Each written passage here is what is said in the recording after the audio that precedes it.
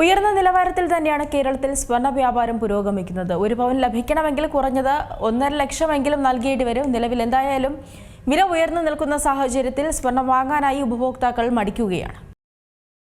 എന്താലേ സ്വർണ്ണവിലയിൽ ഇടിവും ഉയർച്ചയും ഒരുപോലെയാണ് അനുഭവപ്പെടുന്നത്.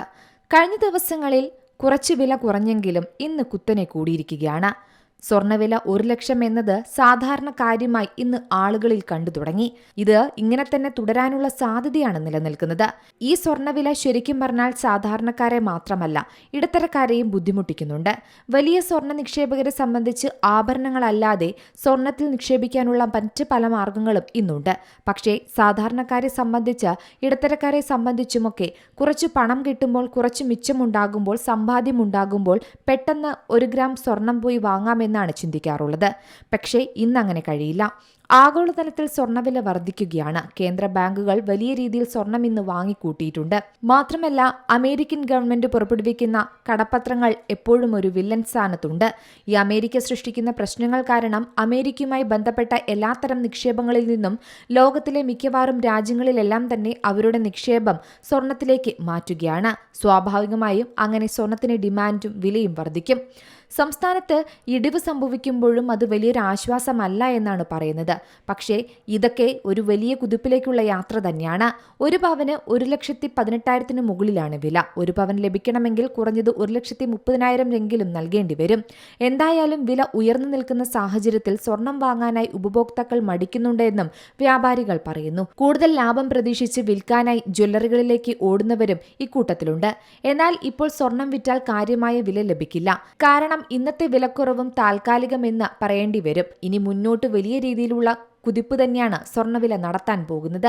വിലയിൽ ചെറിയൊരു കുറവ് വന്നാലും വീണ്ടും അതിനേക്കാൾ ഉപരിയായിട്ടുള്ള രീതിയിൽ വില കൂടുന്ന സാധ്യതയാണ് ഇന്ന് വിപണിയിൽ കാണുന്നത്. ഇപ്പോഴത്തെ ഒരു പ്രത്യേക സാഹചര്യം സ്വർണം വിൽക്കാൻ വരുന്ന ആളുകൾക്ക് 2 ആഴ്ച മുമ്പ് വരെ ലഭിച്ചിരുന്ന ഒരു വില ലഭിക്കില്ല എന്ന് തന്നെയാണ്. ഇത് ശരിക്കും പറഞ്ഞാൽ വ്യാപാരികളുടെ കുഴപ്പമല്ല. ഇപ്പോഴത്തെ 24 ക്യാരറ്റിന്റെ വില വരുന്നത് നേരത്തെ ഉണ്ടായിരുന്നതിനേക്കാൾ വളരെ വ്യത്യസ്തമായിട്ടാണ്. നേരത്തെ നമുക്ക് ഒരു 2% കുറച്ചെടുക്കാൻ പറ്റിയിരുന്ന സ്ഥലത്ത് ഇപ്പോൾ 5% കുറച്ചെടുക്കാൻ പറ്റുന്ന തരത്തിലാണ് വിലയിലെ അന്തരവും രേഖപ്പെടുത്തുന്നത്. ഏകദേശം 200-300 രൂപയുടെ വ്യത്യാസമാണ് സ്വർണ്ണവിലയിലും തങ്കത്തിലുമുള്ളത്. അതുകൊണ്ട് തന്നെ നേരത്തെ 2%-3% ഒക്കെ മാത്രം കുറവിലെടുത്തിരുന്ന ആഭരണങ്ങൾ ഇപ്പോൾ വിൽക്കുമ്പോൾ സ്വർണ്ണക്കടക്കാർക്ക് ഒരു 5%-4% ഒക്കെ കുറച്ചിട്ടെടുക്കാൻ മാത്രമാണ് കഴിയുകയുള്ളൂ.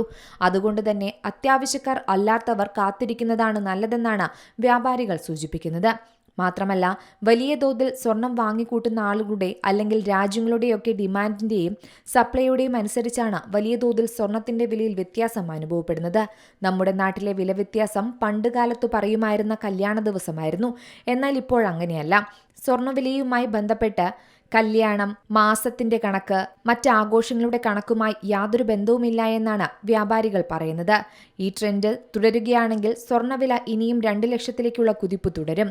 അതായത് 2027 ആകുമ്പോഴത്തേക്കും 1 പവൻ സ്വർണത്തിന്റെ വില എന്തായാലും 1,60,000 അടുത്തായിരിക്കുമെന്നാണ് വ്യാപാരികൾ കണക്കുകൂട്ടുന്നത്. അങ്ങനെയെങ്കിൽ സാധാരണക്കാരെ സംബന്ധിച്ചിടത്തോളം സ്വർണം എന്നത് സ്വപ്നമായി മാറും. Business desk, Zee Malayalam news.